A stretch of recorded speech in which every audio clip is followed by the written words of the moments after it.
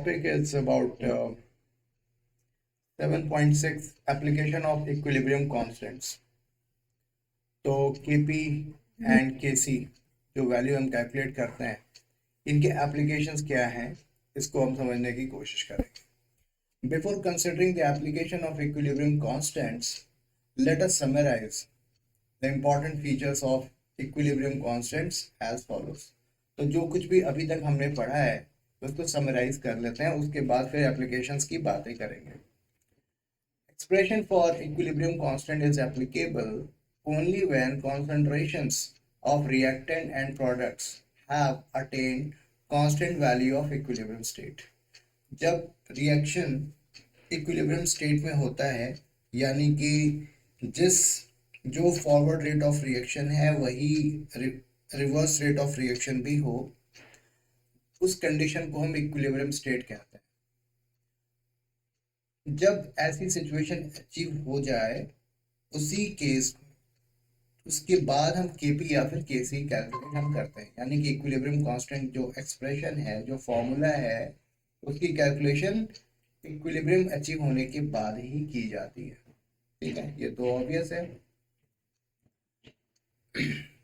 Point number 2, the value of equilibrium constant is independent of initial concentration of reactant and product. यानी कि इसका initial concentration से कोई लेना देना नहीं है. इसका मतलब ये हुआ कि कॉन्सेंट्रेशन इनिशियली ज़्यादा हो या कम हो, जब हम कैलकुलेट करके देखते हैं Kp या फिर Kc की इक्विलिब्रियम कांस्टेंट की वैल्यू हम कैलकुलेट करते हैं तो हमेशा वो वैल्यू वही आती है.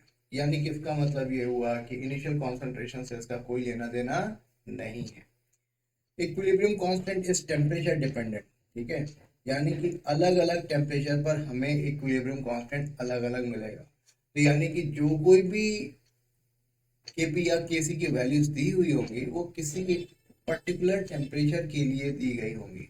ठीक है, इस temperature dependent having one unique value for a particular reaction represented by balance equation at a given temperature.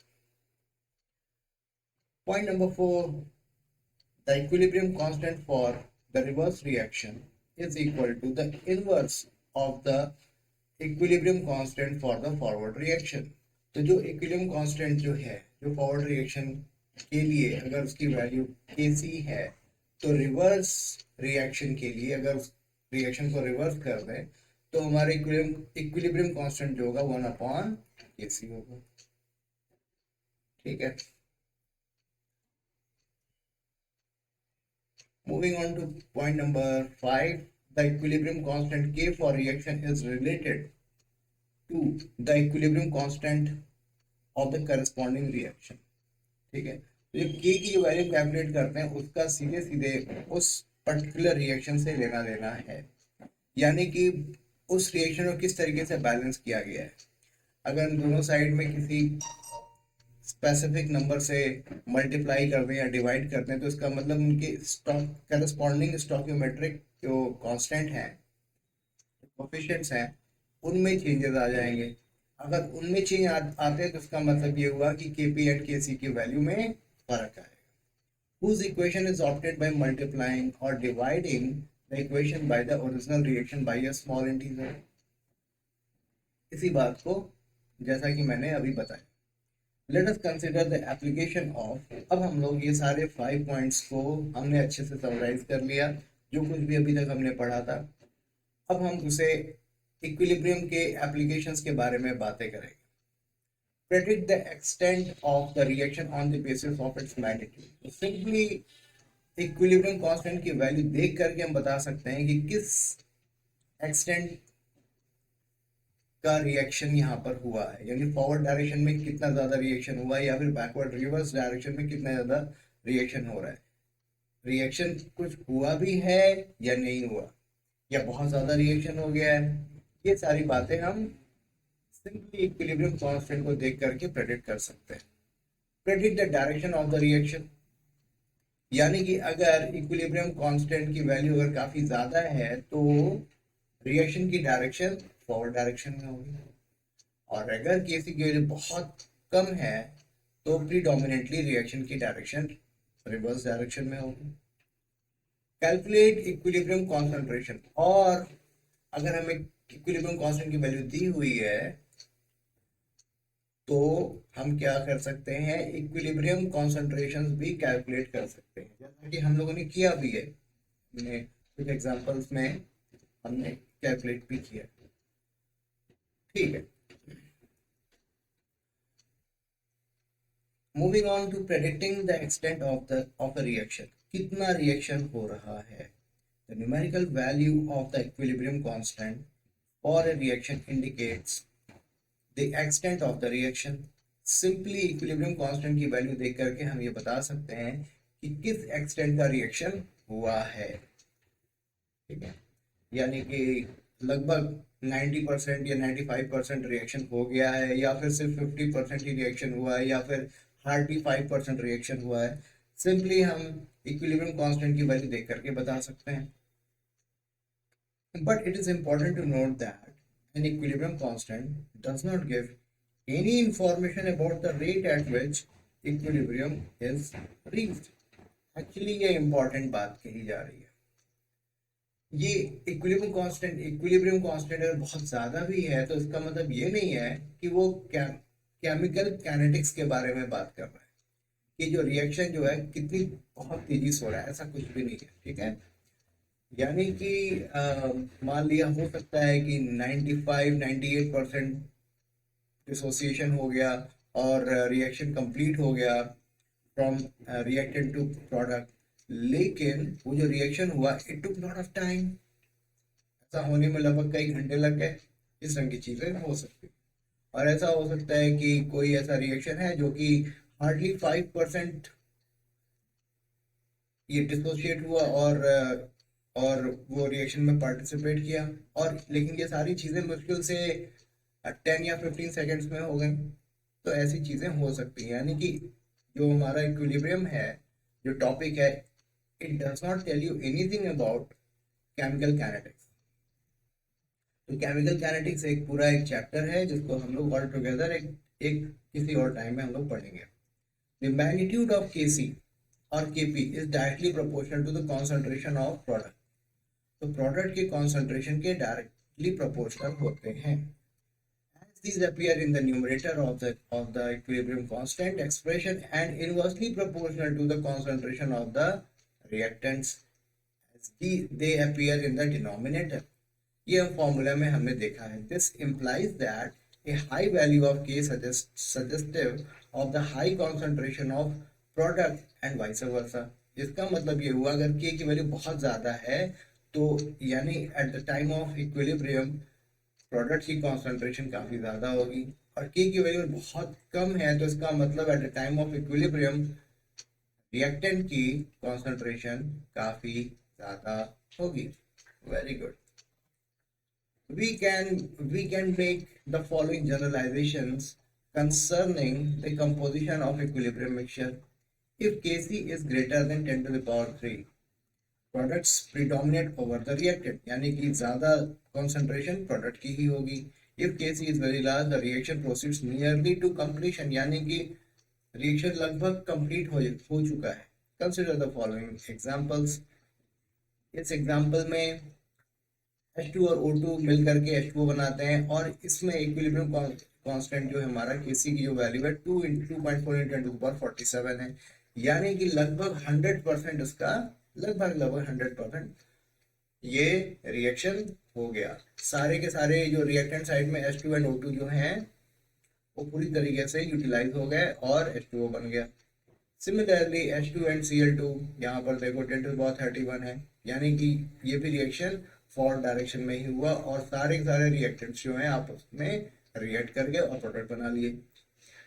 H2 and Br2 ये भी 10⁻18, still it is very high, very high. ये Kc की वैल्यू जो है काफी ज्यादा है। अगर Kc की वैल्यू लेस देन 10⁻³ है तो इसका मतलब ये हुआ कि रिएक्शन में प्रोडक्ट की कॉन्सेंट्रेशन बहुत कम है और प्रीडोमिनेंटली रिएक्टेंट ही है। If Kc is very small, the reaction proceeds rarely, यानी रिएक्शन आगे बढ़ा ही नहीं है। Consider the following examples. अच्छा, जो ऊपर के जो एग्जाम्पल्स हैं उन्हीं को आप उलट दो, यानी कि इसका मतलब H2O, H2, O2, तो यानी कि 4.1 into 10 to the power minus 48 हो गया, ठीक है। N2 and O2 2NO, तो यहाँ पर Kc की value 10 to the power minus 31 है, यानी रिएक्शन फॉरवर्ड डायरेक्शन में गया ही नहीं है, बहुत हार्डली कुछ हुआ है। If Kc is in range of 10 to the power minus 3 to 10 to the power 3, इसका मतलब ये हुआ कि during equilibrium appreciable concentration of both reactant and products are present. जब equilibrium अचीव हुआ तो उस वक्त reactant and product की ठीक ठाक concentration present है। For example, H2 and O2 to give HI, यहाँ 57 है, ठीक है। तो यहाँ पर जब इक्विलिब्रियम अचीव हो रहा है तो H2 भी है, I2 भी है, HI भी है, सारे हैं। Also, the gas-based decomposition of N2O2 to NO2 is another reaction with a value of Kc is 4.64 into 10 to the power minus 3. Is neither too small nor too large, ठीक है। तो इस तरीके से हम एक पिक्चर बनाएंगे। 10 to the power minus 3 से 10 to the power 3 के बीच में अगर इक्विलिब्रियम कांस्टेंट रहता है तो ठीक है, मॉडरेट लेवल का रिएक्शन हुआ है। उससे ज़्यादा है तो फॉरवर्ड डायरेक्शन में रिएक्शन गया है, और उससे कम है तो बैकवर्ड डायरेक्शन में रिएक्शन गया है, ठीक है। Predicting the direction of reaction, तो ऐसा है कि जो इक्विलिब्रियम है, जब कोई रिएक्शन शुरू होता है तो इक्विलिब्रियम अचीव होने में कुछ समय लगता है, तो लेकिन हमें कोई नहीं रोकता कि आप अलग अलग टाइम पर आप कंसंट्रेशन का रेशियो जो है वो ना निकालो, तो आप निकाल सकते हो। तो यानी कि इसी सिलसिले में हम लोग बात कर रहे हैं, the equilibrium constant helps in predicting the direction in which A given reaction will proceed at any stage. तो रिएक्शन की किसी पर्टिकुलर स्टेज पर हम देखना चाहते हैं कि भाई रिएक्शन की डायरेक्शन किधर की ओर हो रही है, फॉरवर्ड डायरेक्शन में है या फिर रिवर्स डायरेक्शन में। For this purpose we calculate reaction quotient, Q की वैल्यू हम निकालते हैं उस पर्टिकुलर टाइम पे, उस पर्टिकुलर पॉइंट ऑफ टाइम पे हम रिएक्शन कोशेंट की वैल्यू निकालते हैं। रिएक्शन कोशेंट Q, ठीक है, is defined in the same way as the equilibrium constant Kc, except that concentrations in QC are not necessarily equilibrium values. तो जरूरी नहीं है कि उस टाइम पर इक्विलिब्रियम अचीव हो चुका हो। अगर उस समय इक्विलिब्रियम अचीव हो चुका है तो उस केस में Q की जो वैल्यू है, QC की जो वैल्यू वो Kc के वैल्यू के बराबर आएगी। तो जैसा कि एक रिएक्शन है, इस रिएक्शन की बात करें तो QC की वैल्यू हमारी कुछ इस ढंग की निकलेगी। ये तो आसानी से आपको समझ में आया होगा। If QC is greater than Kc, अगर QC की वैल्यू Kc से ज्यादा आ रही है तो रिएक्शन बैकवर्ड डायरेक्शन में होगा, क्योंकि हमेशा रिएक्शन जो है, कोई भी केमिकल रिएक्शन जो है वो अपनी इक्विलिब्रियम को अचीव करना चाहता है। तो QC की वैल्यू Kc से ज्यादा है तो बैकवर्ड डायरेक्शन में आना चाहेगा ताकि वो Kc को अचीव कर सके। If QC is less than Kc, यानी कि अभी वो Kc अचीव करना बाकी है, तो रिएक्शन फॉरवर्ड डायरेक्शन में जाएगा ताकि वो इक्विलिब्रियम को अचीव कर सके। और अगर QC is equal to Kc तो इसका मतलब ये ऑलरेडी इक्विलिब्रियम में आ चुका है, ठीक है। तो अब जैसे एक हमने एग्जांपल दिया H2 एंड I2 का, ठीक है, यहाँ पर Kc की वैल्यू 57 है। सपोज इफ वी हैव किसी पर्टिकुलर टाइम पर हमने मोलर कॉन्सेंट्रेशन चेक किया, रिएक्शन हो रहा था तो उसमें मोलर कॉन्सेंट्रेशन में चेक किया सारे कॉन्स्टिट्यूएंट्स की, तो H2 का किसी पर्टिकुलर टाइम t पे 0.1 आया, I2 का 0.2 आया और HI का 0.4 आया, ठीक है। तो उस वक्त QC की वैल्यू हमने कैलकुलेट कर ली उस पर्टिकुलर टाइम पे, तो हम देख रहे हैं कि इसकी वैल्यू आ रही है 8, जबकि आना चाहिए और इक्विलिब्रियम कांस्टेंट की वैल्यू है 57। इसका मतलब अभी काफी आगे चलना है, ठीक है, यानी कि प्रोडक्ट की कॉन्सेंट्रेशन को और बढ़ाना है, तो यानी reaction will move in the forward direction. क्योंकि QC की वैल्यू Kc के बराबर नहीं है, इसका मतलब more H2 and I2 will react to form more HI and their concentration will decrease till QC is equal to KC। ठीक है, यानी प्रोडक्ट और बनेगा और रिएक्टेंट्स और टूटेंगे। The reaction quotient QC is useful in predicting the direction of reaction by comparing the values of QC and KC। यानी कि QC and KC के वैल्यू को कंपेयर करके रिएक्शन की डायरेक्शन को हम आसानी से बता सकते हैं। ये बहुत अच्छी बात है। तो reaction quotient and equilibrium constant, ये दो टर्म्स हमें पता चल गए। Thus we can make the following generalization concerning the direction of reaction। तो अगर QC की वैल्यू कम है तो रिएक्शन फॉरवर्ड डायरेक्शन में जाएगा, और QC की वैल्यू ज्यादा है KC से तो ये बैकवर्ड डायरेक्शन में जाएगा। Very nice. अभी हम लोग प्रॉब्लम 7.7 के बारे में बात करते हैं। किसी पर्टिकुलर टाइम पर हमने देखा कि इसकी कॉन्सेंट्रेशंस जो हैं ये दी हुई है और हमें KC की वैल्यू दे दी गई है। KC की वैल्यू दे दी गई है तो हम क्या करेंगे, QC की वैल्यू को कैलकुलेट करेंगे। QC की वैल्यू कैलकुलेट करेंगे तो क्या होगा, 3 into 10 to the power -4, 3 into 10 to the power -4, ठीक है, डिवाइडेड बाई A की कॉन्सेंट्रेशन। A की कॉन्सेंट्रेशन कितनी है, 3 into 10 to the power -4 and इसका स्क्वायर कर दो। ओके,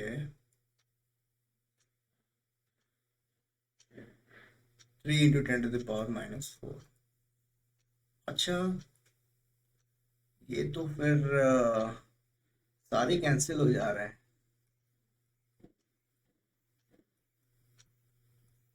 QC की वैल्यू 1 आ रही है, QC की वैल्यू 1 आ रही है जो कि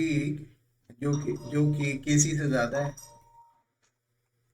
जो कि QC जो है वो ग्रेटर देन KC है। तो यानी रिएक्शन जो है वो बैकवर्ड डायरेक्शन में जाना चाहिए। ठीक है, तो यस, यानी कि QC की वैल्यू 1 आ गई और जो कि KC से ज्यादा है, इसका मतलब ये reaction will proceed in reverse direction. Very nice. Calculating equilibrium concentration, तो ये तो हम लोगों ने पहले कर रखा है, अच्छे से किया है हमने। चलो ठीक है, कोई दिक्कत नहीं है। इसी चीज को हम लोग फिर से, क्योंकि कॉन्सेप्ट वाइज मतलब स्टेप वाइज उन्होंने पहली बार लिखा है, लेकिन हमने एग्जाम्पल्स तो किए हैं।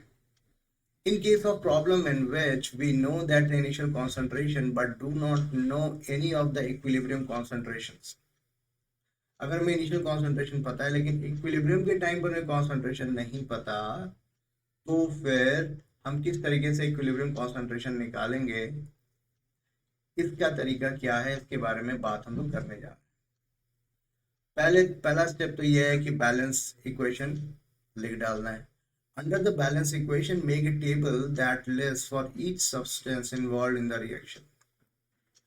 जो कुछ भी क्वेश्चन में दिया हुआ है, जैसे इनिशियल कॉन्सेंट्रेशन के डिटेल्स जो दिए हुए हैं, उसको हमें उस कंपोनेंट के नीचे में लिख लेने, उनके इनिशियल कॉन्सेंट्रेशन। ठीक है, ठीक है। अच्छा, उसके बाद जो है, चूंकि हमने एक टेबल बना रखा है, तो change in concentration on going to equilibrium, equilibrium concentration, ये सारी चीजें हमने टेबल के सेक्शन बना लिए। In constructing the table, define X as a concentration of one of the substance that reacts on going to equilibrium. Then use the stoichiometry of the reaction to determine the concentration of other substances in terms of X। ये सारी चीजें हम लोग with help of mole concept जो हमने पढ़ा हुआ है और वो चैप्टर 1 में, उसको यूज करते हुए हम ये पता लगाएंगे कितने मोल्स जो हैं, कितने मोल्स जो दूसरे कंपोनेंट है वो यूटिलाइज होंगे और कितने नंबर ऑफ मोल्स जो हैं प्रोडक्ट साइड में बनेंगे। इतनी सिंपल सी बात है। अब substitute the equilibrium concentration into the equilibrium equation for the reaction and solve for x. ठीक है, इक्विलिब्रियम कॉन्सेंट्रेशन के डिटेल्स हमें पता है और तो जो जो तो इक्विलिब्रियम इक्वेशन में हम उसको पुट करेंगे और x की वैल्यू निकालेंगे। अगर हमें क्वाड्रेटिक इक्वेशंस मिल गए तो उसको सॉल्व कर देंगे, क्या प्रॉब्लम है। Calculate the equilibrium concentration from the calculated value of x. Check your result by substituting them into the equilibrium equation. तो ये चीजें सिंपल हैं और इसको हम न्यूमेरिकल्स की मदद से भी आसानी से समझ सकते हैं. ये जो एग्जांपल्स हैं उसकी मदद से भी हम और आसानी से इसको समझ सकते हैं. तो 13.8 gram of N2O2 was placed in a 1 liter reaction vessel at 400 degree Kelvin and allowed to attain the equilibrium. तो ये हमारा रिएक्शन है और मैं देख रहा हूँ कि रिएक्शन बैलेंस भी है. ठीक है. Total pressure at equilibrium was, equilibrium पे ये हमारा टोटल प्रेशर दे दिया गया 9.15 बार. ठीक है. अब ऐसे से अच्छा, क्योंकि हमारा रिएक्शन बैलेंस है तो यहाँ डेल्टा एन की वैल्यू क्या होगी, 1 है. डेल्टा एन की वैल्यू 1 हो गई. पीवी इक्वल टू एनआरटी होता है. वी की वैल्यू 1 लीटर जो कि गिवन है और N2O2 का मॉलिक्यूलर मास 92 ग्राम है. 30 यानी नंबर ऑफ मोल्स जो हैं N2O2 के कितने होंगे, इसका वेट 13.8 डिवाइडेड बाय 92 यानी कि 0.15 मोल्स ऑफ गैसेस अवेलेबल हैं. गैस कांस्टेंट लीटर के फॉर्म में जब भी हम रिप्रेजेंट करते हैं तो 0.083 बार लीटर पर मोल पर डिग्री केल्विन ये हम यूज करते हैं. ये हमेशा याद रखना है. Temperature is 400 degree kelvin. Now अब हमें क्या मिल रहा है, पी की वैल्यू हमारी क्या आई, 4.98 बार. ठीक है. तो इनिशियल प्रेशर जो है, इनिशियल प्रेशर हमने निकाल दिया 4.98 बार. तो अगर x मोल्स यहाँ पर टूट रहे हैं तो यहाँ पर 2x मोल्स बनेंगे. तो अगर x मोल्स डिकम्पोज हो रहे हैं तो बचे कितने, 4.98 माइनस एक्स, और वहां पर कितने बन रहे हैं, 2x बन रहे हैं. ठीक है. तो प्रेशर जो होगा एट इक्विलिब्रियम पे ये मेरा 4.98 माइनस एक्स प्लस 2x यानी कि x की वैल्यू 4.17 बार आया. ठीक है. नाउ अब हम आसानी से अपना काम कर सकते हैं. Partial pressure at equilibrium will be, ये सारे इनिशियल डिटेल्स दिए हुए हैं. अब हमने इक्विलिब्रियम पे ये सारे हमने क्या क्या जो भी डिटेल्स हैं हमारे प्रेशर के वो हमें पता चल गए. क्योंकि हमें in order to find the value of equilibrium constant we are interested only in partial pressure during equilibrium. तो इस तरीके से हमने केपी को हमें कैलकुलेट कर लिया. केपी कितना आया, 85.87. अब एक बार केपी आ चुका है तो केसी भी आ जाएगा. क्योंकि डेल्टा एन की वैल्यू 1 है तो KP will not be equal to KC. तो ठीक है, कोई बात नहीं. केसी क्या होगा, केपी अपॉन आरटी हो जाएगा. इस तरीके से हम लोग केपी एंड केसी की वैल्यू. ये अच्छा क्वेश्चन था तो मैं आपको एडवाइस करूंगा इसको प्रैक्टिस करिए. Problem 7.9. Let's see what it is talking about. 3 moles of PCl5 initial concentration दिया हुआ है और it is allowed to attain equilibrium. तो हमें ये पता लगाना है कि इक्विलिब्रियम के टाइम पर PCl5, PCl3 एंड Cl2 के कॉन्सेंट्रेशन क्या थे. ठीक है. तो ये हो जाएगा, कोई प्रॉब्लम नहीं है. शुरू में 3 थे तो यूज कितना हुआ, अगर x यूज होता है तो यहाँ पर x बनेगा और x बनेगा. ठीक. और इस तरीके से हम लोग केसी की वैल्यू, केसी का फॉर्मूला पुट करेंगे और x की वैल्यू को निकालेंगे आफ्टर सॉल्विंग क्वाड्रेटिक इक्वेशन. तो x की वैल्यू जो है 1.59 आई. तो PCl5 की कॉन्सेंट्रेशन 1.41 मोल होगा और PCl3 की जो कॉन्सेंट्रेशन होगी वो Cl2 के बराबर ही होगी जो कि 1.59 मोल होगी. तो ये अच्छे क्वेश्चंस थे. मैं आपको एडवाइस करूंगा कि इन्हें प्रैक्टिस करिए, सॉल्व करिए, क्योंकि not only in board exams but in competitive exams भी ये सारे क्वेश्चंस प्रोबेबल हैं. आसानी से, बड़ी आसानी से, चाहे वो IIT हो या फिर नीट हो, आसानी से पूछे जा सकते हैं. So that's all for now regarding this topic. और आई होप आपको चीज़ें समझ में आई होंगी.